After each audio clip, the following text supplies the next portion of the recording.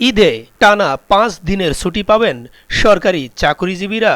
প্রিয় দর্শক, অনুরোধ রইল ভিডিওটিতে একটি লাইক দিয়ে আমাদের ইউটিউব চ্যানেলটি সাবস্ক্রাইব করে দিবেন এবং ভিডিওটি সম্পর্কে আপনার মূল্যবান মতামত কমেন্টস করে জানাবেন। পবিত্র ঈদুল আজহা উপলক্ষে আগামী ১৬ জুন থেকে ১৮ জুন পর্যন্ত ৩ দিনের সরকারি ছুটি ঘোষণা করেছে সরকার।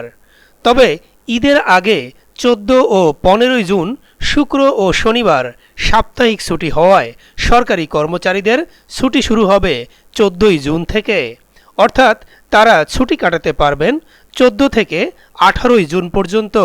জনপ্রশাসন মন্ত্রণালয় সূত্রে জানা গেছে, ঈদুল আজহার দিন সাধারণ ছুটি থাকে, আর ঈদের আগের ও ঈদের পরের দিন নির্বাহী আদেশে সরকারি ছুটি ভোগ করে থাকেন সরকারি কর্মকর্তা কর্মচারীরা।